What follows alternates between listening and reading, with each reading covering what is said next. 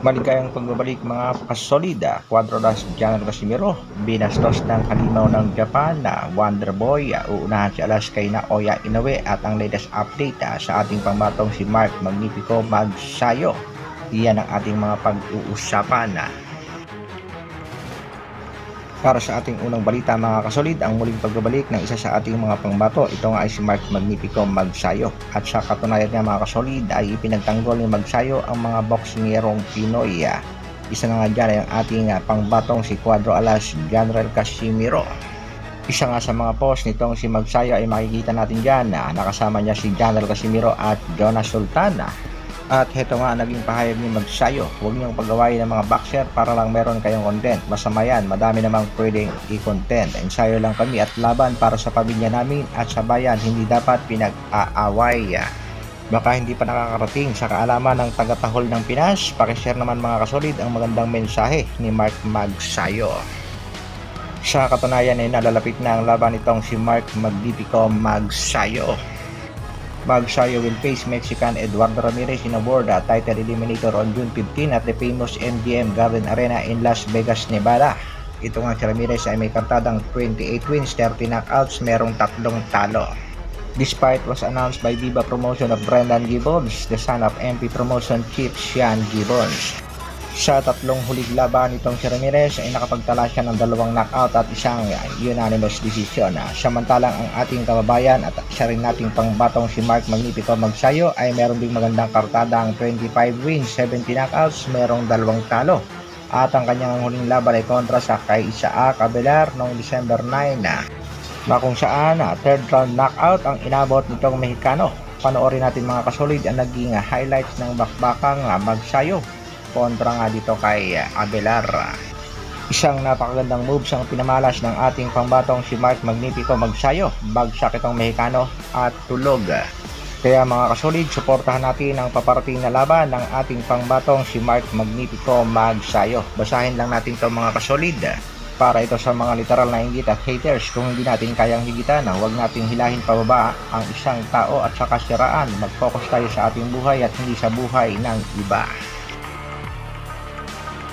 Sa kabilang balita naman mga kasolid, sa naging pahayag nga ng handler nitong si Naoya Inoue na si Mr. Ohashi.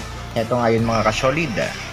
Chairman Ohashi reveals that Goodman's the leading candidate for Naoya Inoue's fight is hesitant to fight. Ayon nga kay Ohashi ay tila nag-aalanganin itong si Sam Goodman na ituloy ang laban kay Naoya Inoue dahil nga dyan bumanat na itong si Bob Arum at nakapag-desisyon na. Kung ayaw nga daw labanan ng kanyang alagang si Naoya Inoue ni Sam Goodman ay handa niya ng itapat sa alaga ni Mr. Sean Gibbons. Itong si The Master Naoya Inoue kontra dito kay TJ Doheny na ang laban nga ay gaganapin ngayong buwan ng Setyembre. Kaya mga kasolid, 99% matutuloy ang bakbakang yan.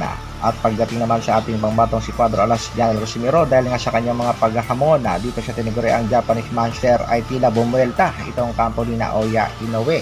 At tila pinagtatawanan niya ang ating pangbato.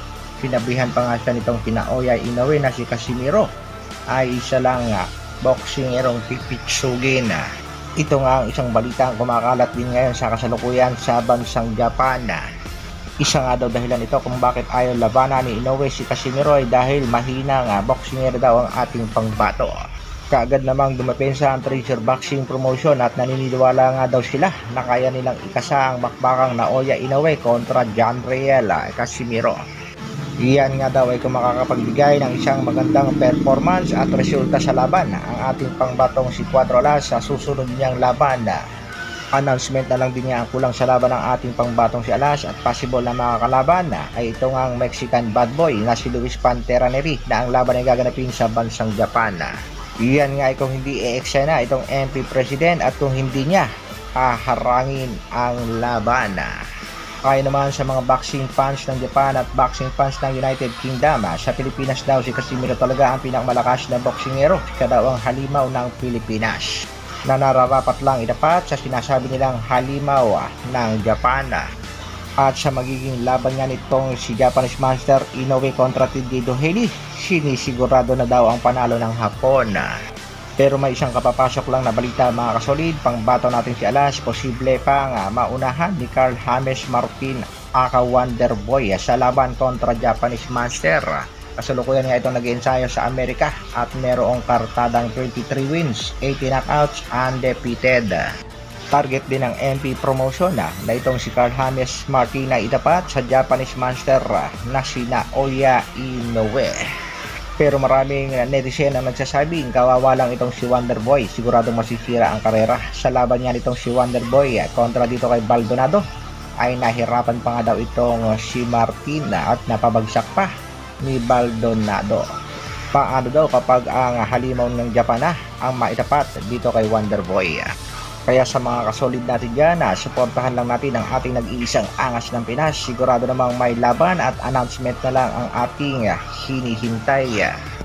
Huwag maniwala sa mga nagsasabing walang laban ang ating pangbato. Hanggang dito na lang muna mga kasolid. Maraming salamat sa patuloy na pagsuporta at panonood.